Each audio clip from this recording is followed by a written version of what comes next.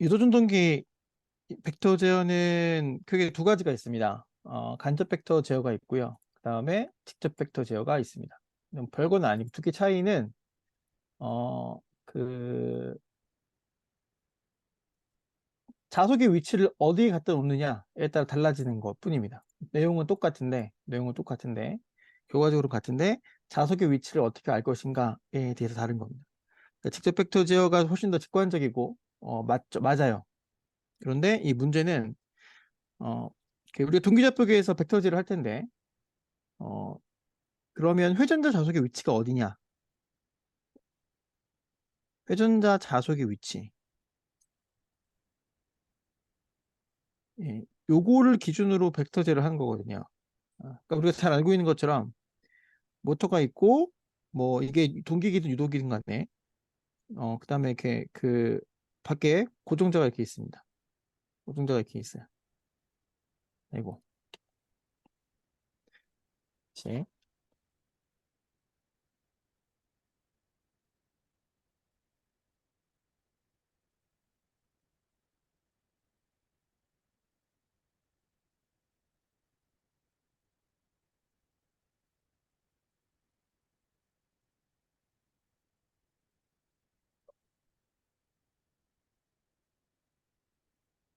네. 모터가 있고, 모터가 이렇게 있고, 네.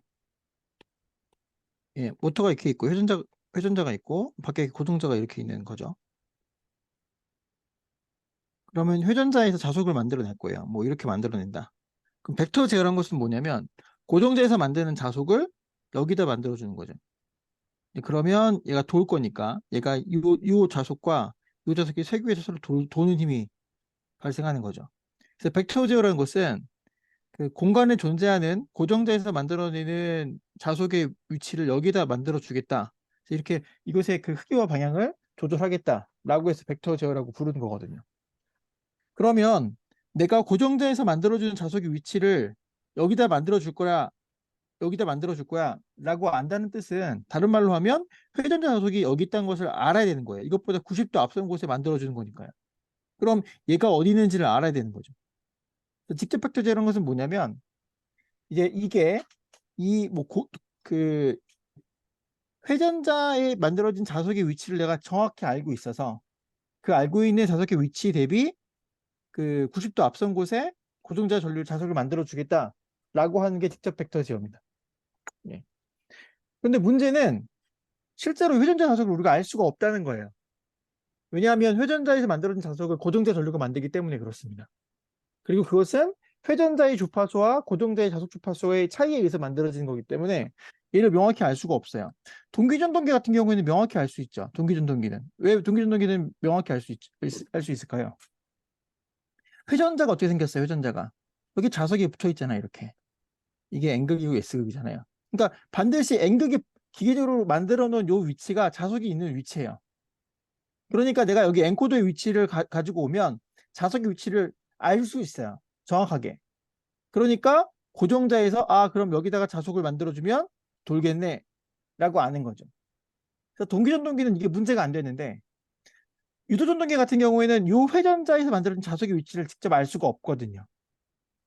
예. 그래서 직접 알 수가 없기 때문에 요 동기전동기처럼 전동기를 제어할 수가 없어요. 만약에 내가 회전자의 자속의 위치를 정확히 알 수 있다. 그래서 동기전동기처럼 제어하겠다라고 하는 게 직접 벡터 제어고요. 내가 회전자의 자속의 위치를 알 수가 없으니 그 대신 다른 방법을 이용해서 토크를 만들어내겠다라고 하는 게 간접 벡터 제어입니다. 실제로 직접 벡터 제어는 좋은 아이디어긴 한데 실제로 구현하기가 너무 어려워요. 특히 범용 유도기에서는 거의 뭐 구현이 불가능하다라고 보시면 됩니다. 그래서 다 간접 벡터 제어를 사용하고 있어요. 자, 그러면 벡터 제어를 먼저 보시죠. 벡터 제어가 어떻게 되는 것인가? 벡터 제어는 결과적으로는 회전자에 있는 자석의 벡터와 그다음에 고정돼서 만들어지는 아니죠. 그렇죠. 고정돼서 만들어지는 전류 벡터 이의 그 크로스 프로덕트에 의해서 결정되는 겁니다. 우리가 알고 있는 것처럼 그 플레밍의 왼손 법칙에 의해서 여기에 자속이 있어요. 마그네틱 플러스가 있고 거기에 뭐가 존재하냐면 이 도선에 전류가 흐릅니다. 전류가. 여기에 자속이 존재하고 공간적에 B라는 자속이 존재하고 이럴 때 토크가 발생하죠. 요 전류가 흐르는 요 컨덕터에 힘이 발생합니다. 힘이 이렇게 발생하는 거죠. 네. 근데 얘가 어떻게 있으면 이렇게 이런 식으로 돼 있으면 얘는 이쪽으로 발생하고 얘는 이쪽으로 발생하니까 이걸 중심으로 회전력이 생기는 거죠. 그게 토크입니다. 그래서 토크를 쓰면 공간에 존재하는 자속과 권선에 존재하는 전류의 크로스 프로덕트로 결정됩니다. 그러면은 이 크로스 프로덕트니까 언제 토크가 제일 크겠어요? 자속의 크기가 커도 되고 전류의 크기가 커도 됩니다. 똑같은 자속의 크기와 똑같은 전류의 크기라고 한다 그러면 두 개의 벡터가 언제일 때 90도 차이가 날 때 가장 큰 토크가 만들어지는 거죠. 그래서 두 벡터의 크기 유사한 90도여야 되고 그때 이 토크의 크기는 자속의 크기 곱하기 전류의 크기가 됩니다. 예. 그래서 벡터 제어란 것은 뭐냐면 전류와 자속을 각각 독립적으로 순간순간 제어함으로써 원하는 토크를 정밀하고 자유롭게 제어할 수 있는 제어 방법을 벡터 제어라고 하고요. 일반적으로 자속을 고정시켜요. 그리고 전류 벡터를 바꿉니다. 네, 그렇게 해서 제어를 합니다. 자, 그러면 내가 만약 자속을 일정하게 만들어 놨다 그러면 K는 모터의 형상이 결정하는 상수예요. 그럼 토크란 것은 결과적으로는 K 곱하기 자속 곱하기 전류인데 K는 모터가 생겨먹은 모터의 특성 값이고 파이란 것을 내가 일정하게 유지시켜 준다고 한다면 토크는 뭐에 비례하냐면 전류에 비례하는 거죠. 따라서 내가 전류를 순시적으로 제어한다. 순시란 것은 영어로는 인스탄티니어스예요.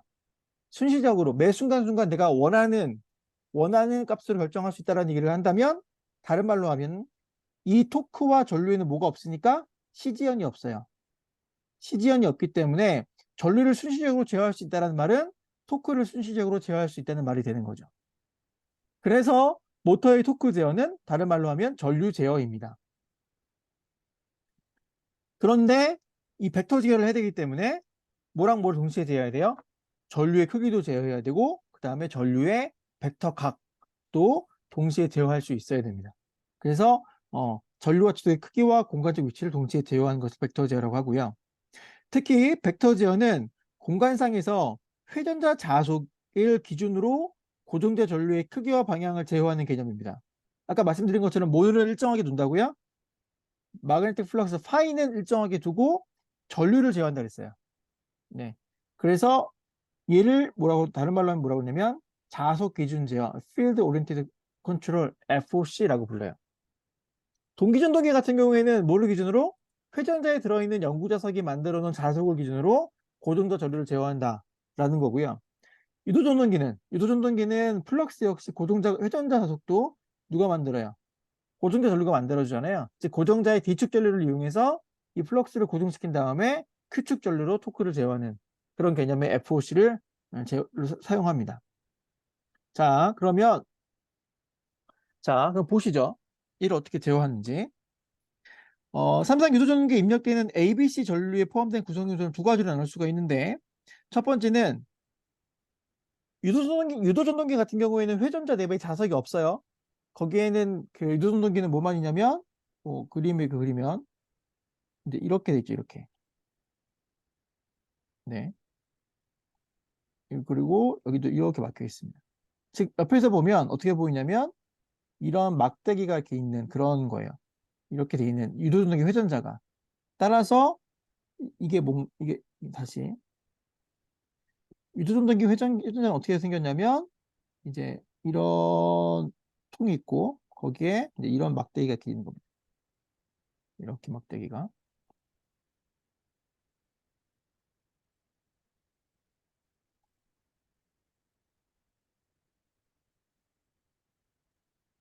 그래서 여기도 이렇게 있는 거죠. 이렇게 있는 거예요. 이렇게. 옆에서 보면 어떻게 보이냐면 이렇게 있고 이렇게 있고 여기에 이런 막대기로 연결되어 있는 쳇바퀴 같은 그런 형태가 됩니다.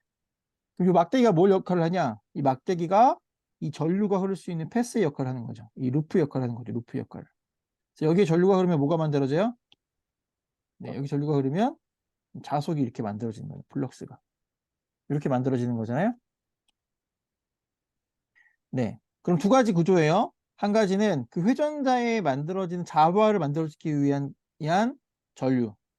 고정자에 흐르는 전류 중에서 회전자의 자속을 만들어주고 싶은 전류와 그 자속과 상호작용을 시켜서 토크를 발생시키기 위한 토크, 구슬막기 유상지 뒤지는 자속을 만드는 전류, 토크 전류로 구성되어 있습니다.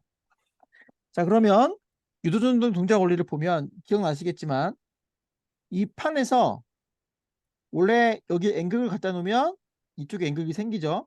그러다가 얘를 움직이는 거야. 네, 얘를 이렇게 슉 움직여 버리면 여기에는 자속이 생겼던 게 없어졌으니까 반대로 자속이 이렇게 만들어지고 그것 때문에 자속 전류가 이렇게 돌아요. 그리고 여기 입장에서는 N극이 생기는 게 없던 게 생겼으니까 반대로 N극이 만들어지고 따라서 이 전류 이거로 만들어주고 싶은 전류가 이렇게 만들어지는 거죠. 그럼 결과적으로 이 판에는 여기에 전류가 흐릅니다. 그럼 이 전류랑 누구랑 이 자속이 만들어내는 플럭스랑 곱해져서 토크가 만들어지는 거예요. 네, 그게 여기 아라고의 원판, 회전 원판이었죠. 이것 때문에 토크가 만들어집니다. 이때 회전자의 전기자 단계공과 에디 커런트를 만드는 고정자 전류의 전류는 자속을 만드는 전류고 고정자 전자석을 만드는 고정자 전류가 토크를 만드는 전류입니다. 네. 자, 그러면 보시죠. 자, 벡터 제어를 하기 위해서 자속 성분의 전류와 토크 성분의 전류를 제어하기 위해서는 다음과 같은 조건을 얻을 수 있어요. 첫 번째는 뭐냐면 삼상 전류의 성분을 자속과 토크를 발생시키는 두 개의 전류 성분을 구분해야 돼요. 그래야 내가 토크가 K 곱하기 파이 곱하기 전류였는데 요 자석을 일정하게 제어하면서 요 전류를 바꿔줘서 내가 원하는 토크를 만들어준다 그랬잖아요. 자, 그러면 회전대에 만들어지는 자속을 일정하게 제어하기 위해서 고정자 전류를 어떻게 제어할지 내가 알아야 되는 거죠. 그리고 얘가 일정할 때 토크가 일정하게 내가 원하는 토크를 만들어주기 위해서 필요한 토크 전류는 얼마인지 내가 알아야 되는 거야. 즉, 요거는 똑같이 고정자 전류인데 회전자 자석을 만들어줘야 되고 회전자 자속을 만들어주기 위한 전류가 필요하고 그다음에 토크를 만들어주기 위한 전류가 필요한 거죠. 근데 얘를 따로따로 내가 분리해서 알 수 있어야 된다는 거야. 그리고 분리해서 제어를 할 수 있어야 된다는 거고요. 그리고 이 두 개의 전류를 독립적으로 제어가 가능해야 순식 토크 전류가 가능한 거죠. 네. 자, 그러면 얘를 어떻게 제어하나 한번 봅시다. 어떻게 벡터 제어를 이용해서 할 수 있나를 보면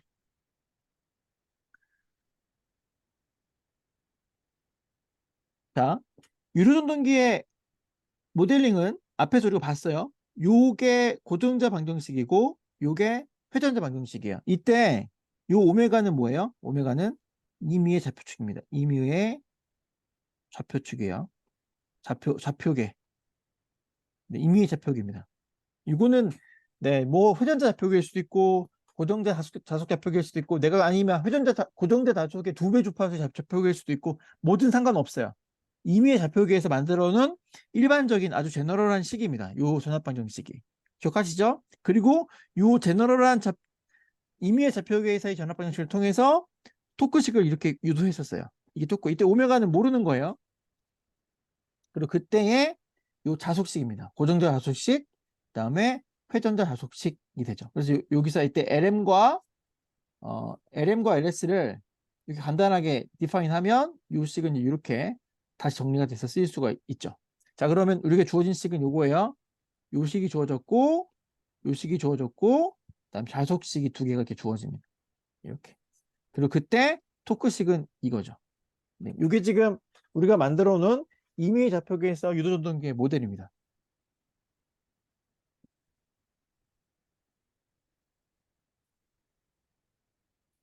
자, 그러면 이 회전자식을 보면요. 이 고정자, 지금 우리가 중요한 건 회전자에서 만들어지는 자속이거든요. 근데 이 회전자에서 만들어지는 자속은 뭐와 뭐의 함수냐면 회전자 전류와 고정자 전류의 함수가 됩니다. 네, 안타깝게도 두 개의 전류가 동시에 영향을 받아요. 두 개의 전류가 동시에 영향을 받아요. 그럼 얘를 표현을 간단하게 하기 위해서 요 자속을 뒤축 자속, 큐축 자속을 어떻게 표시할 거냐면 이렇게 복소수로 표시하겠습니다. 지금 뭔 거냐면 그 좌표축에서 얘는 뭘 한 거냐면 이렇게 표현하겠다는 거예요. 공간에 공간의 좌표축이 이렇게 있는데 지금 이 좌표축 기준으로 토크 벡터가 여기 있어요. 아니 이게 자속 벡터 자속. 이게 람다라는 최고 자속 벡터입니다. 이때 요 D축에 있는 것을 람다 D R 오메가고 이거 지금 오메가 좌표계예요. 오메가 좌표계 D 오메가 Q 오메가 좌표계고 요 값을 람다 QR 오메가라고 하면 요 벡터를 어떻게 표시하냐면 얘를 람다 DR 오메가 콤마 람다 QR 오메가라고 표현할 수도 있지만 얘를 벡터로 표시하면 어떻게 표현할 수 있냐면 람다 DR 오메가 플러스 J 람다 QR 오메가 이렇게 표현할 수도 있잖아요. 우리 벡터 표시할 때 네, 이렇게 벡터로 표시하겠다는 겁니다. 지금 네, 그렇게 지금 표시를 한다고 치고 앞으로 이렇게 벡터로 표시해 볼 거예요. 이때 보면 토크를 제어하기 위해서는 회전자 세교조석을 고정자 전류로 제어할 수 있어야 돼요. 근데 내가 이 회전자 세교조석을 고정자 전류로 제어하고 싶은데 앞에 뭐가 있어요? 회전자 전류도 이 회전자 자석에 영향을 주거든요. 그러니까 이게 좀 복잡한 거야. 두 개가 동시에 영향을 주니까 나는 얘만 제어하면 얘가 나왔으면 좋겠는데 이 사이에 뭔가가 껴있는 거지, 변수가. 그럼 얘를 좀 간단하게 보기 위해서 어떤 꼼수를 쓰냐면 이 꼼수가 예술인데 어떤 꼼수를 쓰냐면 우리가 이 좌표기를 지금 만들잖아요. 이 좌표기를 만드는데 이 좌표기를 만들었는데 이 좌표기를 내가 임의의 속도로 돌아가는 좌표기예요. 오메가라는 속도로. 즉 내가 마음대로 놓을 수 있는 좌표기인 거야. 이 좌표기는. 그죠? 이 좌표기는 내가 마음대로 둘 수 있는 그 좌표기예요. 그럼 내가 이 좌표기를 어디에 두냐면 요 뒤축의 위치를 내가 어디에 둘 거냐면 회전자 자속의 위치를 내가 뒤축이라고 내가 정해버리는 거야. 얘가 뒤축이야 앞으로. 라고 내가 오메가를 정해버리는 거야. 이렇게. 이 자속이 어디 있는지는 몰라. 이거 어디 있는지 나도 몰라요. 모르는데 거기에 어디 있다고 치고 거기를 내가 뒤축이라고 정의할 거야. 라고 정의를 해버리는 거야. 그럼 Q축은 어디겠어요? 여기겠죠. 요게 Q축이 될 거예요. 이렇게. 이 오메가라는 게 내가 좌표축은 마음대로 만들 수 있는 거니까 내가 정하면 정하는 거잖아요. 예. 그래서 내가 회전자 자속이 어디 있는지는 모르겠지만 회전자 자속에 있는 위치 요 벡터에다가 내가 나의 뒤축이라고 정의를 해버릴 거야 라고 정하는 거예요. 그러면 이렇게 정했다고 치면 아까 람다가 뭐였어요? 람디알이 람다 dr 오메가는 뭐였냐면 LR의 IDR 오메가 플러스 LM의 IDS 오메가고 람다 QR 오메가는 LR의 IQR 오메가 더하기 LM의 IQS 오메가인데 내가 어떻게 정한 거냐면 이거 있는 위치나 내 뒤축을 정하는 순간 Q축에는 자석이 존재해 안 존재해? 존재하지 않죠. 이 값은 무조건 뭐가 되냐면 얘는 무조건 0이야 되는 거지. 왜? 내가 어떻게 정했으니까 나의 좌표축을 어디에 정했으니까 회전자 자석이 있는 데를 내가 뒤축으로 정했으니까 요 좌표축 위에서는 얘는 무조건 항상 0이 되는 거예요. 다른 말로 하면 이 람다 QR 오메가가 0이 되도록 좌표축을 내가 잡겠다는 거예요. 이렇게 잡았다면 요게 0이니까 어떤 식이 만들어지냐면 LR의 IQR 오메가 마이너스 LM의 IQS 오메가는 0이에요. 따라서 IQS 오메가는 마이너스 플러스구나. 네. LM, LR의 I, QR, 오메가가 되는 거죠. 맞아요? 이렇게 잡는 축을 우리가 뭐라고 부를 거냐면 얘를 특별하게 DE, 얘를 QE라고 부르겠습니다. 이 좌표계를 뭐라고 부르냐면 동기좌표계라고 부르는 거예요. 동기좌표계. 얘라고 부릅니다. 그럼 얘를 다시 뭐라고 쓸 거냐면 E라고 쓸 거예요. E라고. 이렇게. 그 다음에 이 식에서는 어떻게 표현되냐면 이 식에서는 얘를 정리하면 이제 람다 DRE는 LR의 I DRE 플러스 LM의 IQR이죠. 얘가 얼마인지는 몰라요. 네, 얼마인지는 모르나 아무튼 얘가 존재하는 거죠. 자, 그럼 여기서 우리가 재미있는 걸 쓸 수 있는데, 그럼 이때 만들어진 회전자 전압 방정식이 있어요. 회전자 전압 방정식은 원래는 뭐냐면 V dr 오메가는 RR의 I dr 오메가 플러스 dt의 d 람다 dr 오메가 마이너스 오메가 매기 오메가 R의 람다 QR 오메가고 VQR 오메가는 RR의 IQR 오메가 플러스 DT분의 D의 람다 QR 오메가 플러스 오메가 마이너스 오메가 R의 람다 DR 오메가입니다. 이때 이 오메가는 임의의 좌표계였어요. 근데 제가 그 임의의 좌표계를 지금 뭐라고 그랬어요?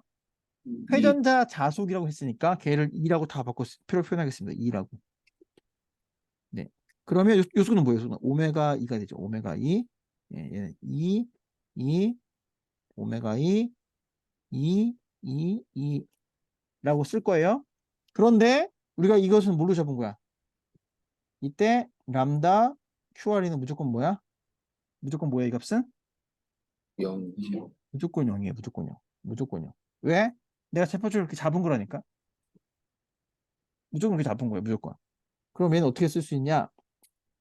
RR의 IDR이 플러스 DT의 D 람다 DR이 이거죠. 왜냐면 이게 0이니까. 그죠? 얘는 RR의 IQR이 플러스 DT의 D 람다 QR이 이것도 0이죠. 플러스 오메가 2 마이너스 오메가 1의 람다 DR이가 됩니다. 그런데 얘는 무슨 방정식이야? 회전자 전압 방정식이에요. 회전자는 어떻게 돼 있어요? 숏돼 있죠. 이 값은 뭐예요? 무조건 0. 0입니다. 얘도 0이고 얘도 0이 되죠. 그럼 여기서 재미있는 걸 알 수 있네요. 뭘 알 수 있어요? RR의 IDR이 플러스 DT의 D 람다 DR이는 0 이런 걸 알 수 있네요.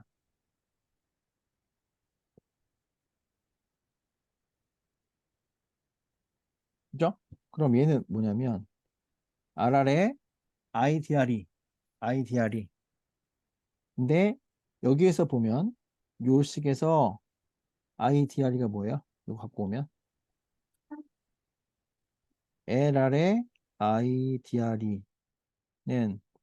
람다 DR이 빼기 LM의 IQR입니다. 그럼 IDR은 어떻게 돼요? 마이너스 LR분의 LM의 IQR이 플러스 LR분의 1의 람다 DR이죠. 그죠? 그럼 요걸 어디다 집어넣을까요? 요거를 여기에 집어넣는 거야. 그러면 어떻게 돼요, 얘가? LR분의 1의 람다 DR이 그 다음에 마이너스 LR의 LM의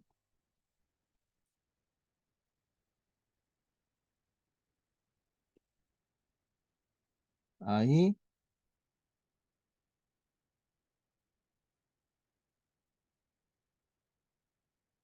틀렸네요, 제가. 이거 잘못 썼잖아요. 이거 제가 틀렸잖아요, 이거. DS네, DS. 이거 DS. 예, 틀렸네. 이상하다 했습니다. 여기도 그러면 QL이 아니라 DS. 네, 이게 DS. 얘도 DS. 이게 마찬가지로 ITS. 이렇게 되죠. 그럼 플러스 DT분의 D 람다 DRE는 얼마냐면 0이 됩니다.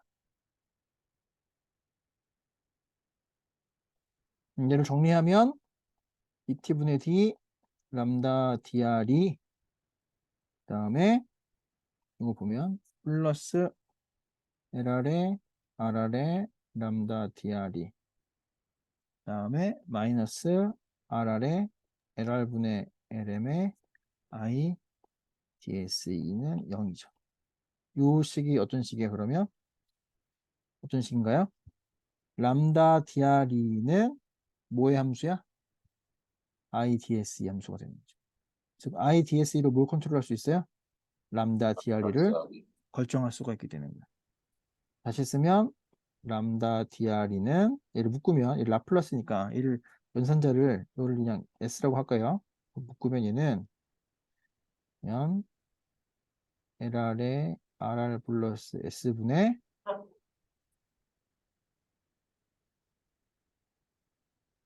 RR에 LR에 LM에 IDSE가 됩니다.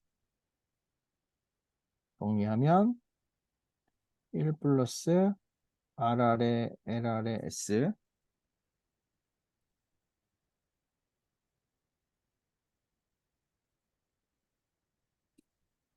뭐가 틀렸는데?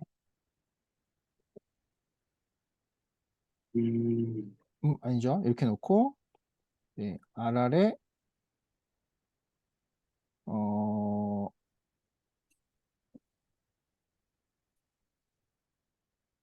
다시 뭐 틀렸습니다.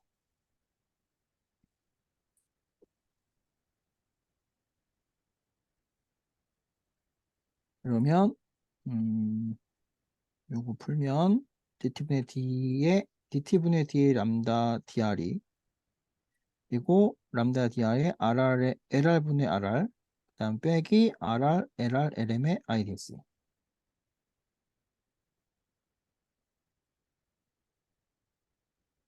여기까지는 맞고 그러면 이제 다시 얘를 라플라스 쓰시면 s 플러스 lr분의 rr의 람다 dr는 rr의 lr의 lm의 ids이죠.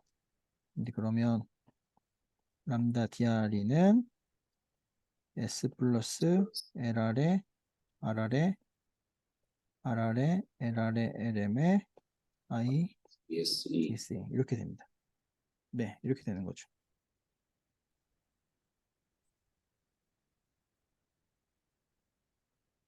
저는 를 양변에 LR을 곱해주면 LR 아, 양쪽에 RR분의 LR 곱합니다.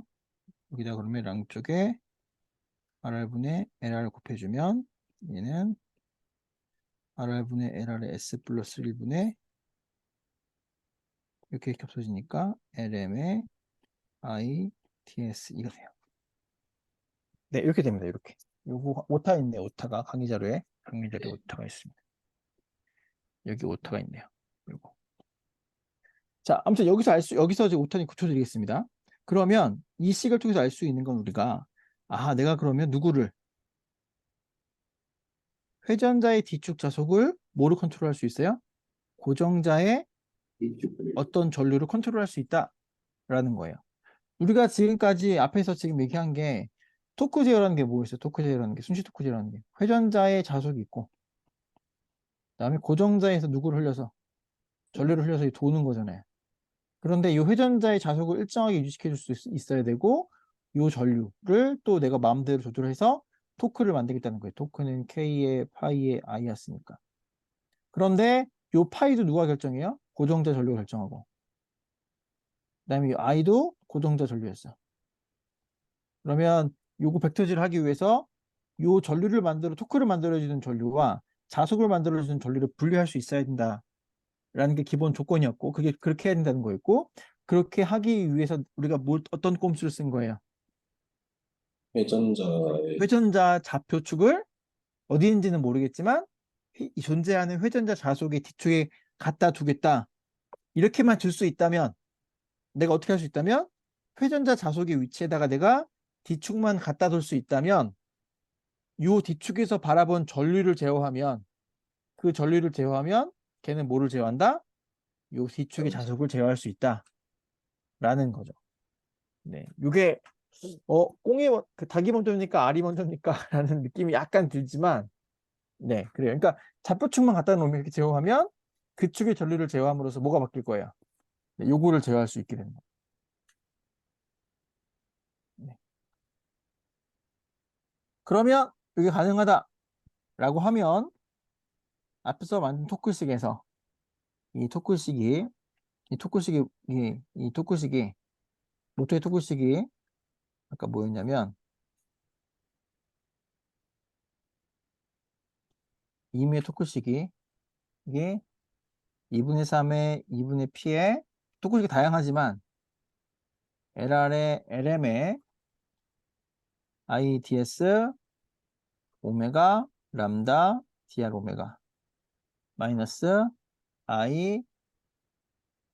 IQS 그다음에 DS 오메가 람다 QR 오메가 그죠? 근데 이 오메가를 지금 좌표축을 2로 놓고 보는 거야. 2로 이렇게 놓고 그러면 뭐가 0이 되는 거야 얘가 얘를 좌표축을 놨어. 그러면 이 값은 뭐야? 이 값은 0이다라는 겁니다. 그럼 토크는 다시 쓰면 어떻게 쓸 수 있냐면 2분의 3의 2분의 P의 LR의 LM의 람다 DRE의 IQS가 되는 거죠. 근데 얘는 뭘로 제어할 수 있어? 얘는 이 값은 IDS2로 제어할 수 있는 거야. 그러니까 이걸로 제어해서 누구를 제어하고 이걸 제어하고 그 다음에 누굴 제어해서 요 전류를 제어해서 토크를 제어하겠다. 네, 요게 벡터 제어입니다. 요게 벡터 제어. 자, 정리하면 회전자 자석 기존 좌표기를 만들어 놓으면 그 좌표기에서 뒤축 전류로 뒤축 자석을 제어하고 요 회전자기 자석 기준 좌표기에서 Q축 전류를 제어하면 토크를 제어할 수 있다라는 게 벡터 제어입니다. 네.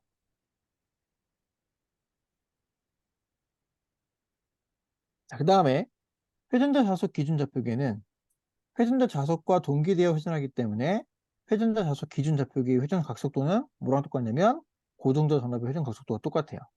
네, 그래서 그 오메가 2라고 하고 그럼 회전자에서 바라본 육수는 얼마겠어요? 회전자의 속도를 오메가 r이라고 했을 때 회전자 그 동기 속도가 오메가 이니까 회전자에서 바라본 자석의 속도는 오메가 s의 슬립 속도라고 부르는 겁니다. 이게 슬립 속도예요. 네.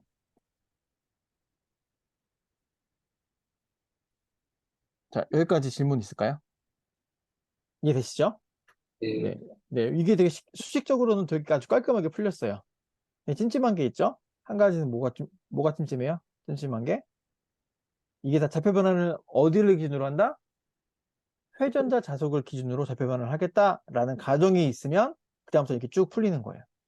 자, 그럼 문제가 있죠, 그럼. 그래서 이렇게 람다의 위치를 뒤축으로 기준한 등기좌표계 위에서 삼상 고등자 전류를 뒤축과 Q축으로 분리해서 뒤축 성분 전류로 자석의 크기를 제어하고 독립적으로 Q축 전류로 토크를 제어하는 것을 벡터 제어 혹은 자석 기준 제어라고 부르는데 찜찜한 게 뭐냐면 그러면 요 기준 좌표기를 어떻게 알 건데 자석 람다의 위치를 어떻게 알 건데 그걸 알아야 좌표기를 만들 거 아니야. 그걸 알아야 내가 좌표 변환을 할 거 아니야. 라는 생각이 질문이 들겠죠. 그러면 요 요 람다의 위치를 알아내는 방법에 따라서 즉 자속의 위치를 알아내는 방법에 따라서 두 가지로 벡터 제어가 방법이 나뉘어집니다. 한 가지는 직접 벡터 제어고요. 또 다른 한 가지는 간접 벡터 제어입니다. 직접 벡터 제어는 자속 자체를 측정 또는 추정해서 자속을 내가 위치를 알아내요.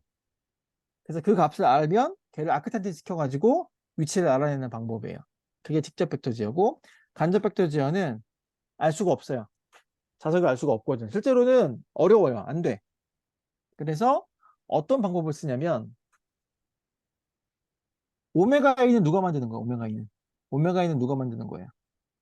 그건 고정자 전압으로 만들어진 거예요. 고정자 전압으로 만들 수 있어요. 전압의 주파수야.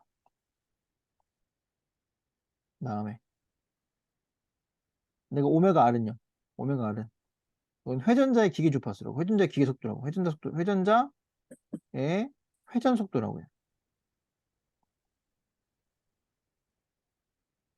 그러면 요 오메가 2와 오메가 요 사이가 오메가 슬립인데 요거 사이가 슬립인데 어떤 특성이냐면 하겠지만 요 오메가 슬립을 조절하면 뭐를 바꿀 수 있냐면 자소축 전류와 토크축 전류의 비율을 바꿀 수 있어요.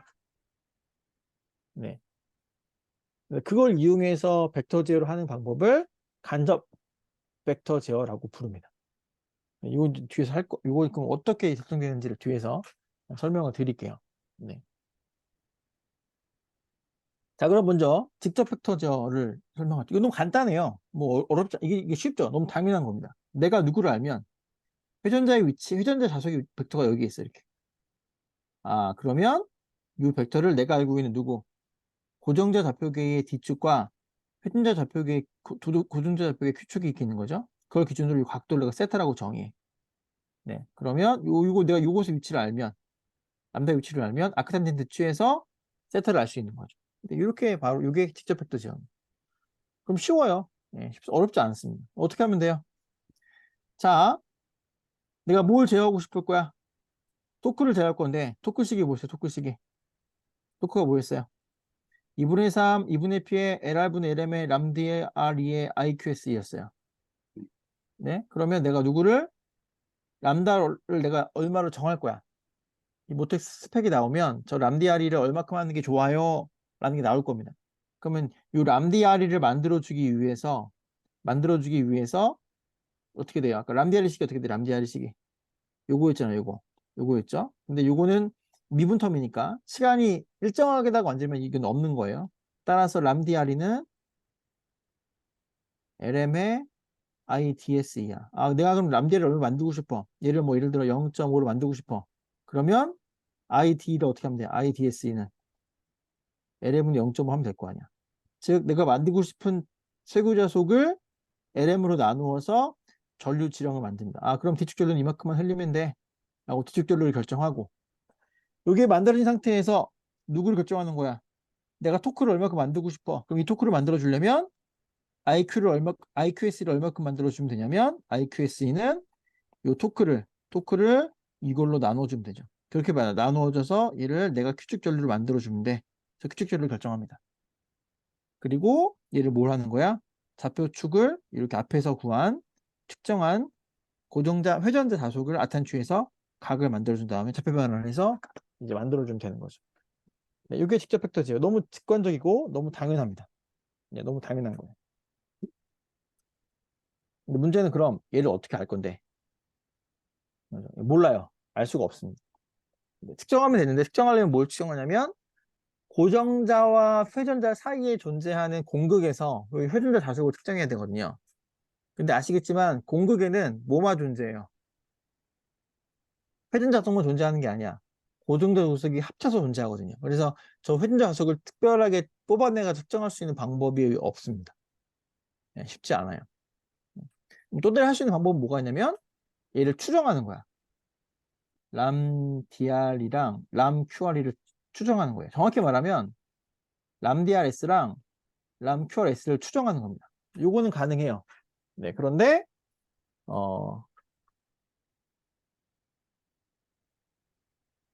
얘를 뭘로 추정하냐면 전압 방정식으로 추정을 해요. 전압 방정식으로. 혹은 전류 방정식으로 추정합니다.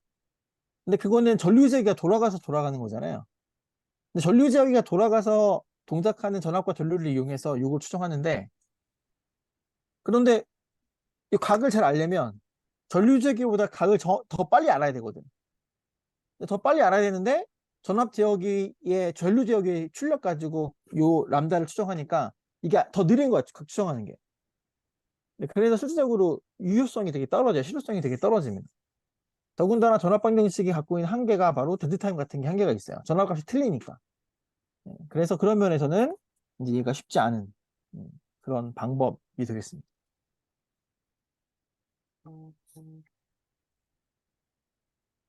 잠깐만 멈출까요?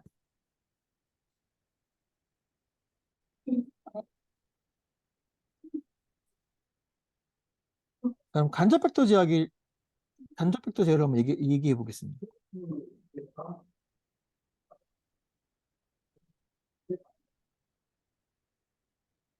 간접 벡터 제어는 문제가 뭐냐면 세타 2를 모른다는 거야. 네. 세타인은 뭐냐면 아크탄젠트 D축분의 Q축이거든요. 네. DR S죠. 네. 요거를 모른다. 요 값을 모르기 때문에 얘를 알 수가 없다는 거예요. 네. 근데 요걸 알아야 좌표 변환을 해서 진적 벡터지를 할 수 있는데 요걸 모르니까 진적 벡터지를 할 수 있는 가중 자체가 틀어지는 거죠. 그런데 여기서 이제 좋은 재미있는 모델링 하다 보면 재미있는 아이디어가 나옵니다. 자, 회전자 좌석 기준 벡터지를 하려면 먼저 뭘 알아야 돼요? 회전좌표계로 좌표 변환을 해야 되고 회전좌표계로 좌표 변환을 하려면 누굴 알아야 되냐면 회전자 좌석의 위치를 알아야 되고 요거를 알게 되면 좌표 변환을 해서 D축 전류로 좌석의 크기를 제어하고 Q축 전류로 토크를 제어하는 요 벡터제가 완성이 되는 건데 문제는 내가 얘를 모른다는 거야. 따라서 좌표 변환을 할 수가 없는 거예요. 왜? D축이 어디고 Q축이 어딘지를 모르니까. 그래서 사용하는 방법이 바로 간접 벡터제어입니다. 얘는 뭐냐면 고정자 전류가 자소축 전류와 토크축 전류의 비율로 구성될 텐데 내 고정자 이게 마찬가지로 이게 DS축의 그 정지좌표계 D축, 정지좌표계 Q축입니다. 이때 고정자 전류의 벡터가 이렇게 있어요. 이렇게 있다고 치면 이 벡터가 이렇게 있고 그리고 어딘가인가 뭐가 있냐면 다시 네, 지금 고정자 벡터가 이렇게 어딘가 있어요. 지금 고정자 전류 벡터가 어딘가 이렇게 있어. 이렇게 있는데 내가 모르겠으나 어딘지는 모르지만 지금 요게 회전자 좌석이에요. 회전자 좌석 벡터. 그럼 내가 D축을 어디다 놓을 수 있어요? D축을. 내가 지금 얘가 D축인 거잖아. 얘가 D축이고 그럼 얘가 D축이고 얘가 Q축인 거야. 얘가 Q축인 거야. 동기좌표의 Q축을 이렇게 놓는 거죠. 이렇게 놓을 수 있다는 거예요. 그러면 이 고정자 전류 벡터의 이만큼이 뭐예요? 이만큼이. 요게 I DS일 거고 요게 I QS2일 거예요. 즉, 이 고정자 전류의 벡터가 D축 전류와 Q축 전류의 비율로 나뉘어질 텐데 내가 얘는 알아요. 왜 알아? IS 내가 알잖아. 정지좌표계에서 재니까 잴 수 있으니까. 근데 얘가 동기좌표계에서 어떻게 나뉘어져 있는지를 알 수가 없단 말이에요. 그런데 이 비율이 뭐랑 관련이 있다는 것을 알 수 있냐면 아까 봤던 슬립과 관련이 있다는 것을 알 수가 있어요. 이 모델링을 풀려보면 요 비율이 슬립이랑 관련이 있구나 라는 걸 알 수 있습니다. 그럼 다른 말로 하면 내가 요 슬립을 제어하면 요것의 비율을 내가 결정할 수 있다는 거야. 그래서 요 아이디어를 이용해서 그럼 이제 내가 얘는 모르니까 뭐를 제어할 거냐면 슬립을 제어하겠다라는 겁니다. 그래서 간접 벡터제의 다른 이름을 슬립 제어라고 부릅니다. 이게 무슨 말이야? 한번 보죠. 보시죠.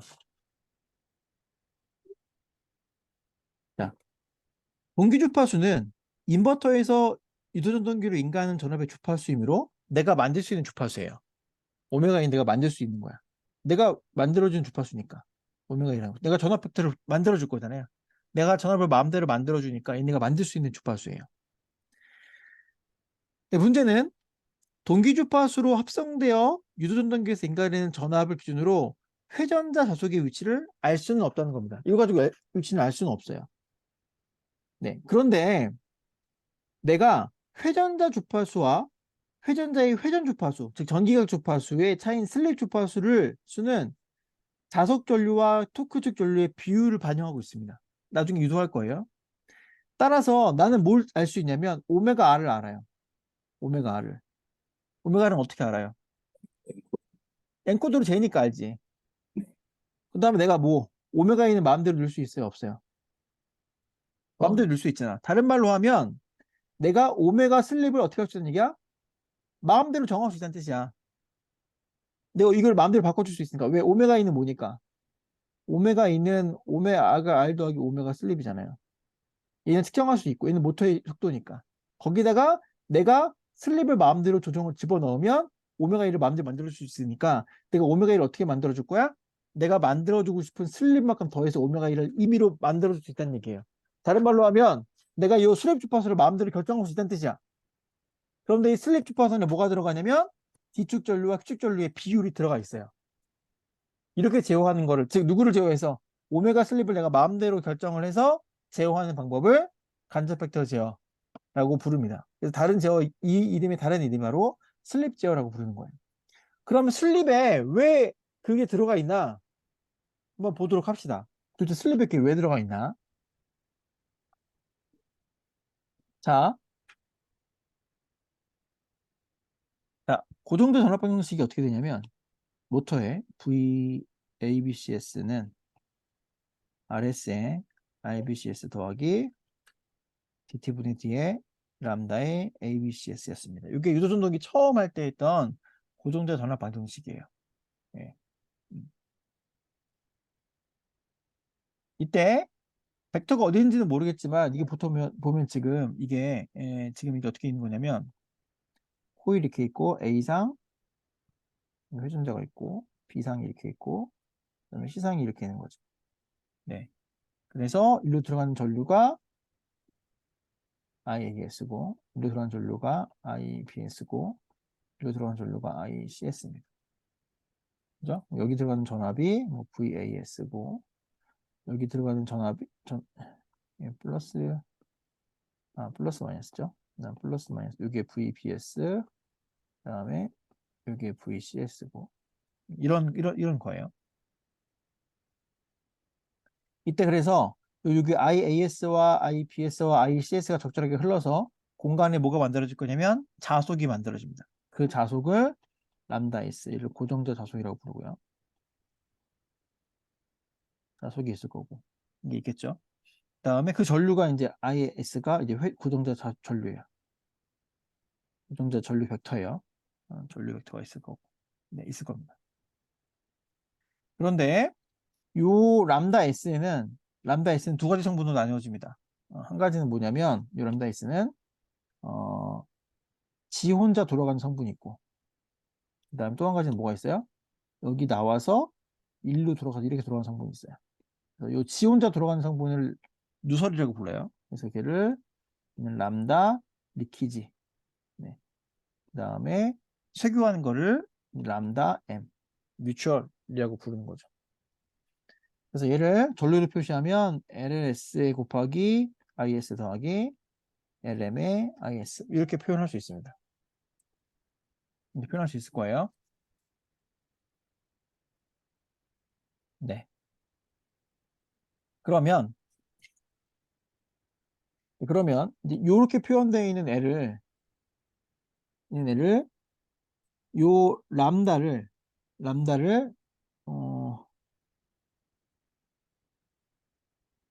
네. 람다를 이렇게 표현해서 근데 여기를 LM으로 표시한 거는 우리가 그 뭐 때문에까지 본 거냐면 이 회전자 회로가 뒤에 붙을 거잖아요. 고정자 회로 뒤에다가 그 회전자 전류까지를 빼고, 그러니까 고정자 전류 중에서 회전자 전류로 가고 자화시키는 전류 IM 쓴 겁니다. 요거를. 네. 그래서 요거를 여기 집어넣는 거죠. 여기는 요 식에다 집어넣는 거예요. 집어넣어서 얘를 풀면 RS, IABCS 이게 저항 드랍인 거고, 이게 L 드랍, 누절 L에 대한 드랍이고, 요 성분이 바로 뭐냐면 역기전력이에요. 유기전력. 이렇게 했던 거죠. 이게 처음에 모델링 하면서 우리가 풀어봤던 겁니다. 예. 자, 그럼 볼게요. 그럼 슬립은 뭐였냐면, 슬립은 요 역기전력이 쇄교하는 자속의 DT분의 D 쇄교 자속을 해서 만들어지는 패러데이 법칙에서 만들어지는 요 전압, 유기기전력이 이 보이는 거예요. 고정자에 보이는 요 전압인데 우리가 등가 모델에서 본 것처럼 고정자 자속이 회전자에 쇄교하면 회전자에도 이 자속이 쇄교하고 그 시간적 변화에 의해서 유기전력이 만들어진 거예요. 회전자에. 그래서 예를 들어서 61Hz 고정자 자속 람다 M이 회전자에 쇄교하고 회전자가 55Hz 속도를 돌면 실제로 회전자에 보이는 자속의 변화는 60Hz와 55Hz의 차이인 5Hz로 보이니까 OLH에 의한 유도기 전력이 어디에 걸리냐면 회전자에 보이는 거죠. 이 회전자에 의해서 전압이 만들어지고 그 만들어지는 그 쇄교 자석과의 그 속도에 의해서 전압이 만들어진 전압에 의해서 전류가 만들어지는 거예요. 그러면 트랩 주파수를 뭐라고 정의할 거냐면 고정자에서 돌아가는 고정자 자석의 주파수 빼기 실제 회전하는 회전자의 기기 주파수의 차이를 슬랩 주파수라고 부를 거고, 예를 들어서 이 케이스 같은 경우에 슬랩 주파수가 얼마예요? 5Hz의 슬랩 주파수가 생기는 거죠. 그래서 슬랩을 뭐라고 정의하냐면 S를 뭐라고 정의할 거냐면 고정자 주파수의 분의 슬립 주파수, 요거를 슬랩이라고 정의를 할 겁니다. 그럼 따라서 회전자 전압은, 회전자에 걸리는 유도기 전력은 어떤 주파수에 결정되냐면 고정자 주파수에 의해 결정되는 게 아니라 슬립 주파수에 의해 결정되는 거예요. 즉 예를 풀면, 그래서 회전자에 걸리는 회전 유도기 전력은 고정자에 만들어지는 요 유도기 전력 ES 곱하기 슬립이 됩니다. 이를 극단적으로 예를 들면 모터의 고정자 전압은 60Hz를 돌리고 있어요. 제가 인버터에서. 근데 모터는 묶어놨어. 회전자를 안 움직이게. 그럼 회전자가 보기에도 주파수가 얼마예요? 60Hz야. 즉 그러니까 고정자에서 만들어지는 이도기울력 ES와 회전자에서 만들어진 전압 E 전압은 같을 거예요. S가 얼마인데? FS가 얼마야? FS분의 FSL인데 FS는 60이고 FS도 60이니까 1이 되겠죠. 1이니까 즉 ER과 ES가 같아지는 거죠. 이번에는 모터가 너무 잘 돌아. 그래서 고정자에서 만들어진 전압 주파수가 60Hz고 회전자에서 돌아가는 회전자 주파수 60Hz예요. 그럼 회전자가 보기에 고정자 자속이 변해요, 안 변해요? 안 변하죠. 즉 S가 원리가 S가 0인 거야. 즉 그러면 ER은 S 곱하기 ES인데 S가 0이니까 고정자에는 전압이 안 보이는 거죠. 유도기력이 안 생기는 거야. 이 관계가 있어요. 그래서 요거를 합친 거죠. 우리가 그때 모델링에서 요거를, 원래는 이 고정자 회로와 회전자 회로가 합칠 수가 없는 회로였어. 왜요? 고정자에 돌아가는 주파수랑 회전자 회로에 돌아가는 주파수가 달랐거든요. 왜냐면 고정자는 무슨 주파수예요? 동기 주파수의 회로고, 회전자 회로는 무슨 주파수야? 슬립 주파수의 회로란 말이야. 그러니까 주파수가 다르니까 합칠 수가 없는 거야. 그래서 꼼수를 쓰죠. 꼼수를 어떻게 쓰냐면 임피던스를 같은 전류가 흐르게 되는 등가 임피던스로 바꿔주는 거예요. 그래서 합쳐서 RR을 뭘로 바꾸냐면 S분의 RR로 바꾸고, 요거 임피던스를 주파수를 바꿔가지고 다시 풀면 이렇게 만들어집니다. 그래서 요게 유도전동기의 등가 회로가 됐어요. 자, 그러면 요거를 좀 자세히 살펴볼 필요가 있는데, 자, 보세요.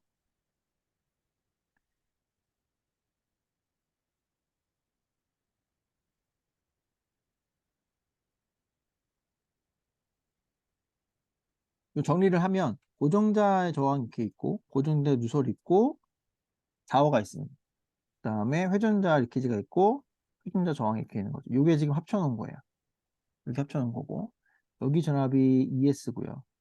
네, 요게 2파이 FS의 LM이고, 얘가 RS, 얘가 LLS죠. 2파이 FS의 LLS가 됩니다. 요거는 2파이 FS의 LLR이고, 네. 그 다음에 얘는 S분의 RR이 됩니다. 이 전류가 IS고, 여기 걸린 전압이 VS고, 이 전류가 IM, 이 전류가 IR이죠. 그러면 요 IR은, IR은 IM과 IR인데, IR은 뭐냐면, IR을 풀면, IR은 여기 전압이잖아요, 여기 전압. 네, 여기 전압인데,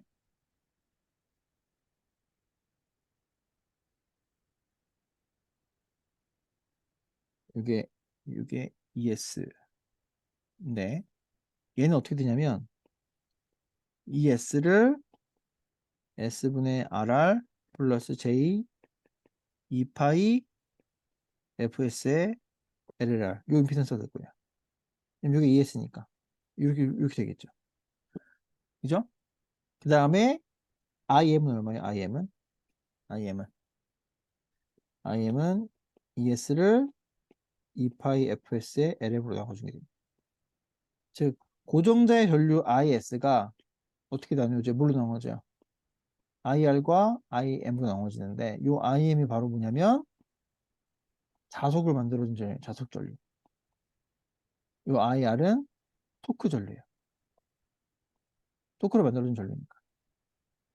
근데 이 두 개가 결과적으로는 어떻게 결정될 거냐면 요것의 비율이 자 보세요. RR, LR, LM 다 정해져 있는 값이에요. 몸을 말하자면 요 S. 요 S에 의해서 RR의 크기가 바뀔 수 있습니다.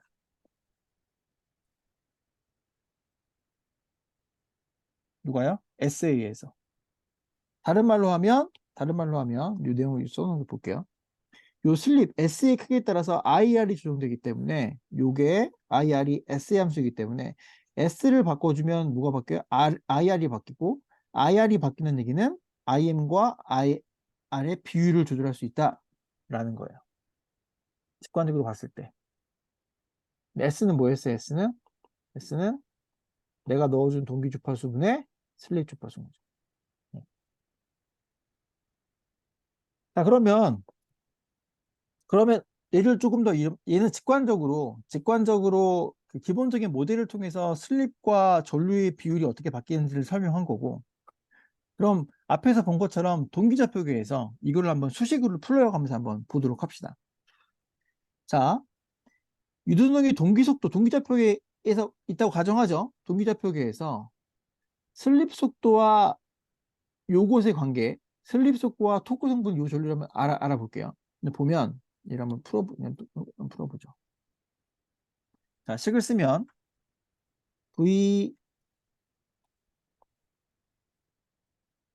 VDSE는 썼던 겁니다. 여기 다 썼던 식.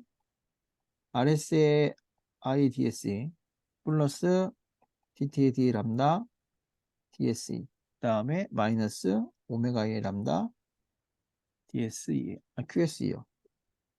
그 다음에 VQSE는 RS의 IQSE 플러스 DTVD 람다 QSE 플러스 오메가 2의 람다 DS입니다. 그 다음에 회전 전압 방식은 VDRE 0이죠. 0은 RR의 IDRE 플러스 DT분의 D 람다 DRE 그 다음에 마이너스 오메가 2 빼기 오메가 R의 람다 QR이고 이 QRE는 0이겠죠. 얘는 RR의 IQRE 플러스 DT분의 D 람다 QRE 플러스 오메가 2 빼기 오메가 1의 람다 DRE가 됩니다. 이때 자속을 람다 DSE를 어떻게 부를 거냐면 LS의 IDSE 플러스 LM의 IDR이고요. 람다 QSE는 LS의 IQSE 플러스 LM의 IQR입니다. 마찬가지로 회전자 자속은 람다 DRE는 LR의 DRE 플러스 LM의 ITS이고 람다 QRE는 LR의 IQRE 플러스 LM의 IQS입니다. 자, 이런 상태에서 아까 했던 거예요. 아까 똑같이 했던 겁니다. 우리가 좌표축을 어떻게 놓을 거냐면 D축에 좌표축을 놓는다 라고 하면 우리가 뭘 할 수 있어요? 뭘 할 수 있냐면 이 값은 뭐 이 값은? 이건 0이 되는 거죠. 네, 0이 됩니다. 그럼 요거를 어디다 대입할 거냐면 여기에 대입할 거예요. 여기에 대입합니다. 그러면 RR에 IQR이 만약에 자석이 변하지 않다고 가정하면 이건 없앨 수 있고 플러스 오메가 2 빼기 오메가 R의 람다 TRE는 0이 되겠죠. 그러면 오메가 2 빼기 오메가 이것을 뭐라고 정의했냐면 여기 이제 오메가 슬립이라는 거예요. 오메가 슬립이라고 정의하면 얘는 누가 될 거냐면 마이너스 이거 넘기는 거예요. R 아래 I QRE의 람다 DRE가 되죠. 근데 여기에서 뭘 할 수 있냐면 IQRE는 뭐였어요? LR의 IQRE는 마이너스 LM의 IQS잖아요. 따라서 IQRE는 마이너스 LR분의 LM의 IQS입니다. 요 IQR에다가 요거를 쭉 집어넣습니다. 즉 오메가 슬립은 어떻게 바뀌냐면 마이너스 람다 DR의 RR의 IQR인데 마이너스 람다 DR의 RR의 마이너스 LR의 LM의 IQSE가 됩니다. 정리하면 오메가 슬립은 LR의 RR의 LM의 람다 DRE분의 IQSE 이렇게 나오는 거죠.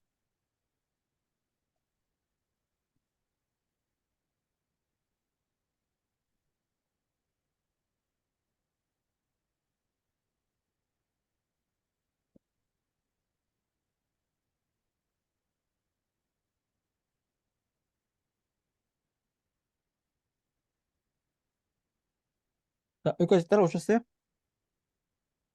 네. 네. 그러면 요것의 의미를 좀 생각해 볼게요. 요것의 의미는 뭘까요? 오메가 슬립은 다시 쓰면 LR의 RR의 LM의 람다 DRE의 IQSE랍니다.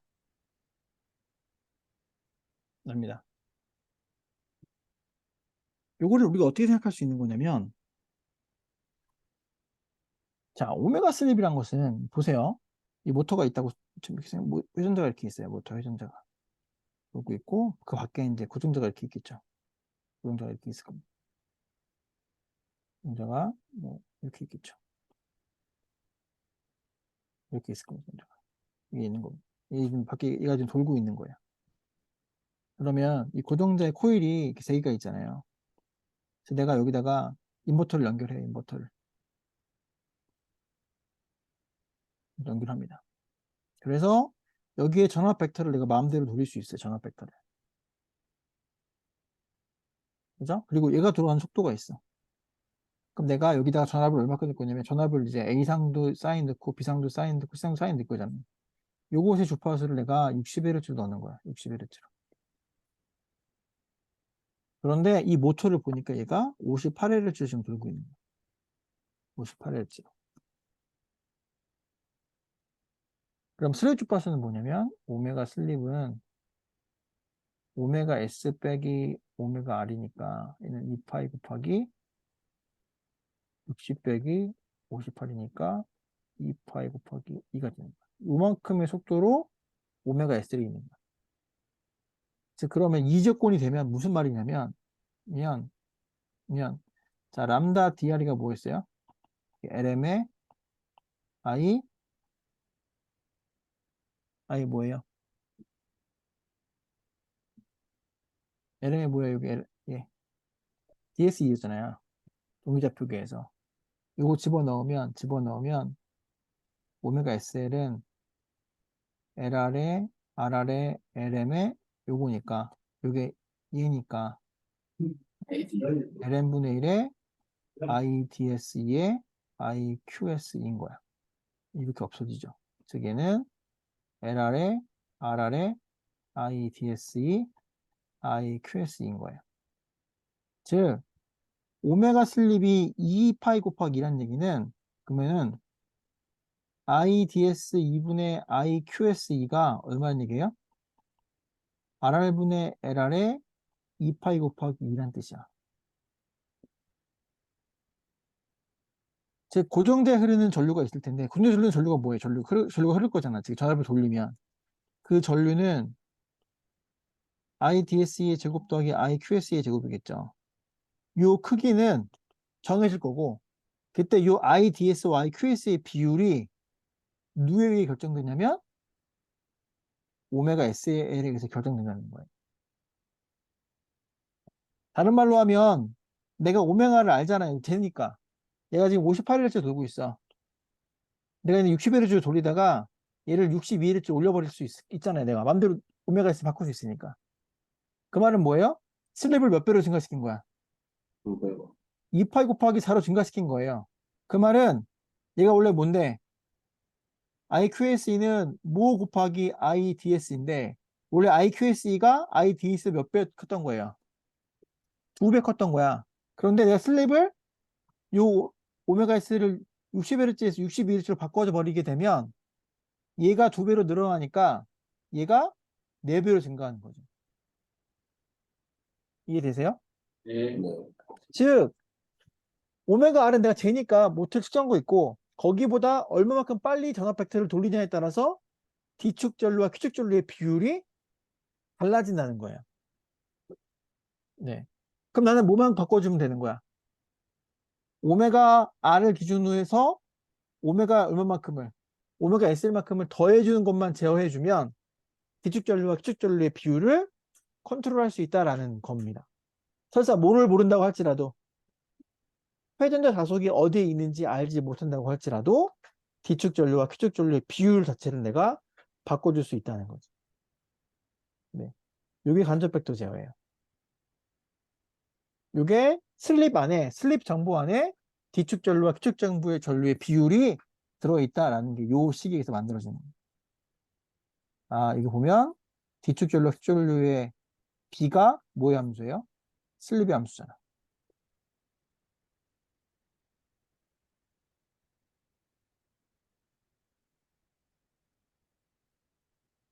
자, 그거 정리한 게 이거입니다. 정리하면 여기까지 볼까요? 네. 여기까지 보죠. 자, 정리하면 앞에서 우리가 지금 뭐까지 본 거냐면 이제 오메가 슬립이 뭐였어요? 오메가 슬립이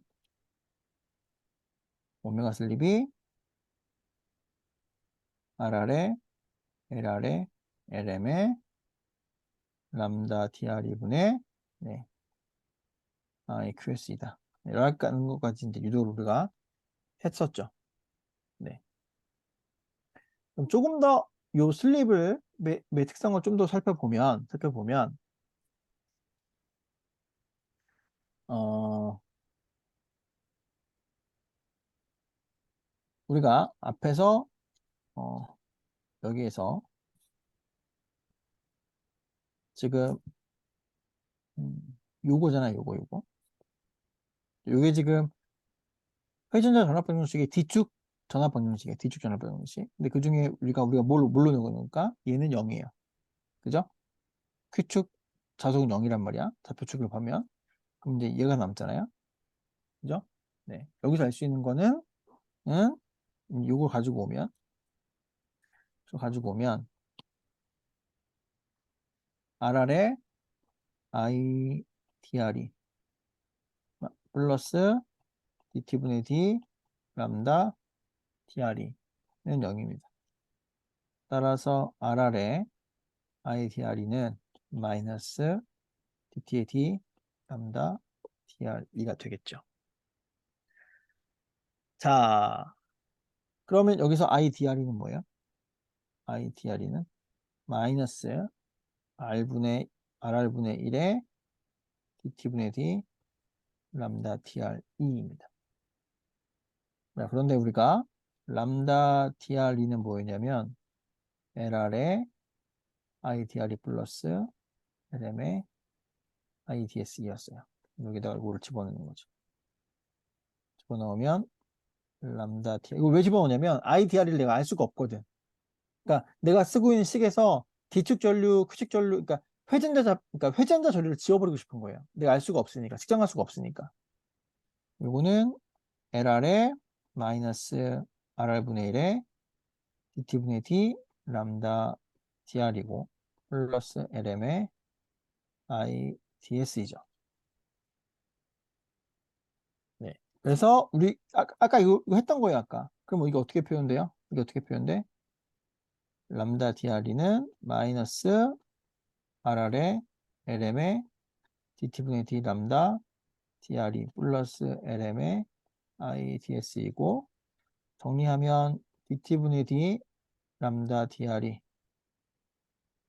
플러스 LM의 RR의 람다 DRE 플러스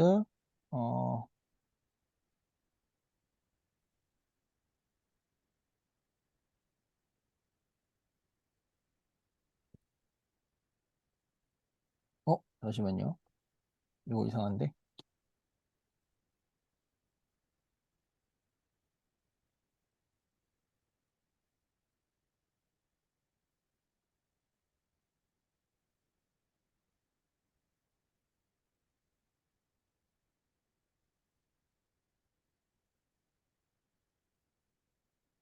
정리하면 람다 DRE 플러스 RR의 LR의 DT분의 D 람다 DRE 이거는 LM의 IDS죠. 라플라스를 묶으면 얘는 1 플러스 RR의 LR의 S의 람다 DRE는 LM의 IDS이고 따라서 람다 DRE는 1 플러스 S의 RR의 LR의 LM의 IDS이죠. 여기 아까 유도했던 요거죠. 이거 제가 중요하다고 했던 거. 뒤축 전압 전류로 회전자 뒤축 자속을 컨트롤할 수 있다. 단 이게 뭐 시전이 들어있기 때문에 시전이 들어있다 라는 겁니다. 자, 여기서 람다 DRE를 그러면 어떻게 집어넣을 거냐면 여기에 집어넣는 거야. 여기다가 여기다 이렇게 집어넣는 거죠. 그러면 오메가 SL은 LR의 RR의 LM의 람다 DRE의 IQS인데 이걸 집어넣으니까 LR의 RR의 LM의 역수죠. LM의 IDS의 1 플러스 S의 RR의 LR의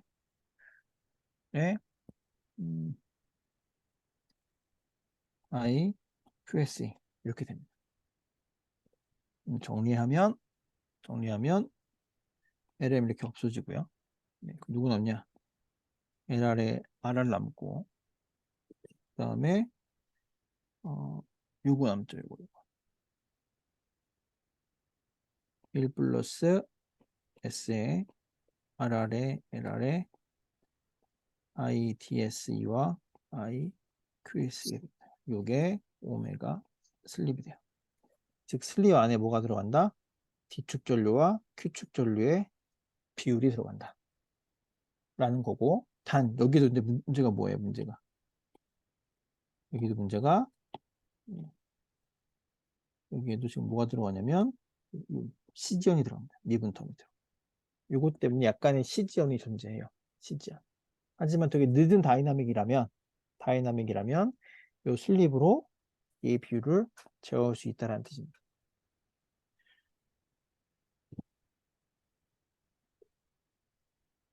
자, 그 대신에 여기서 중요한 게 뭘까요? 여기서 중요한 게 여기서 그러니까 요것 때문에 내가 슬립을 바꿔준다고 해서 얘가 바로 바뀌어요. 이 비율이 바로 바뀌어요, 안 바뀌어요? 이 비율이 바로 안 바뀌어요. 왜? 뭐 때문에? 요것 때문에. 요 C지연 텀 때문에. 그래서 슬립 제어할 때는 요 C지연 성분이 있는 TR보다 빨리 다이나믹을 주기가 어려워요. 네, 주면 잘 안 돼요. 왜냐면 슬립이 정확하지 않기 때문에. 그래서 슬립 제어는 상당히 느리게 제어해야 됩니다. 슬립을 되게 빨리 바꾸면 안 되는 뜻이에요, 그 말은. 네. 왜냐면 누구 때문에? 요 C지연 성분 때문에. 그게 특성의 한 가지고, 또 한 가지는 내가 얘와 이 비율을 마음대로 제어하고 싶어요. 내가 누군 알아? IS는 알 수 있어요? 없어요? IS는. 할 수 있습니다. 왜? 전류를 재니까. 수정에서 크기를 알 수 있으니까. 내가 얘를 알고, 그러면 내가 이 비율을 제어할 수 있으면 이 토크 측과 Q 측의 비율을 제어할 수 있으면 가까이 값을 얼마인지 제어할 수 있게 되는 거잖아요. 그래서 슬립을 가지고 제어하면 되는데 정확히 말하면 이 슬립은 내가 마음대로 결정할 수 있어. 넣어주는 거니까. 전압 벡터의 주파수를 내가 마음대로 결정할 수 있으니까 요거는 마음대로 넣을 수가 있어요. 그런데 요것과 요것이 완전 비례한 게 아니라 뭐에 비례해요? LR분의 RR로 결정됩니다. 예. 즉 오메가 SL은 정상 상태에서 그래서 LR분의 RR의 I DSE와 I QS의 비율이 되는 거야. 근데 시정수, 회전자의 시정수를 TR을 RR과 LR로 표시하면 얘는 TR분의 1에 I DSE, I QSE가 되는 거야. 즉 내가 얘를 마음대로 정할 수 있긴 한데 내가 얘를 마음대로 정하려는 게 누구를 정하기 위해서예요? 뒤축 전류와 뒤축 전류의 비율을 마음대로 정하고 싶어진 거잖아요. 근데 얘를 마음대로 정하고 싶을 때 얘를 결정하자 누가 결정되냐면 회전자의 시정수에 의해서 결정이 돼요. 따라서 회전자의 시정수를 정확히 알면 내가 이 전류의 비율을 정확히 제어할 수 있게 되는 거예요. 내가 회전자의 시정수를 정확히 알지 못하면 그러면 이제 얘가 안 되는 거죠. 그래서 간접 벡터 제어에서의 가장 키는 회전자 시정수를 얼마큼 정확히 잘 아느냐가 간접 벡터 제어의 퍼포먼스를 결정합니다. 그래서 이거 이렇게 구현해요. 간접 벡터 제어는 어떻게 구현하냐면 내가 만들어주고 싶은 자속이 있어요. 회전자의 자속이 있어. 그러면 내가 알고 있는 파라미터로 나누어서 뒤죽조류를 일단 만들어줍니다. 그 다음에 내가 만들어주고 싶은 토크가 있어요. 그럼 토크 가지고 필요한 토크식 전류가 있을 거잖아. 그죠? 그러면 내가 이 전류를 모터에 흐르게 만들어주면 되는 거잖아요. 그죠? 어떻게 해줘야 돼? 요것을 여기다 집어넣습니다. 여기 집어넣어서 슬립을 계산합니다. 그래서 모터에서 뭘 재가지고 와요? 모터의 속도를 재가지고 오는 거예요. 그 다음에 이렇게 요 토크 전류, 요 전류를 만들어주기 위해서 필요한 슬립을 계산해서 두 개를 더합니다. 더한 게 누구예요? 오메가 S고 걔를 적분하면 2매의 각이 나오는 거죠. 그래서 요 각으로 좌표 변환을 해서 전류 제어를 하는 거예요. 그럼 제어가 된다라는 거죠. 이게 간접 벡터 제어를 구현하는 방법입니다. 자, 여기까지 할까요? 네.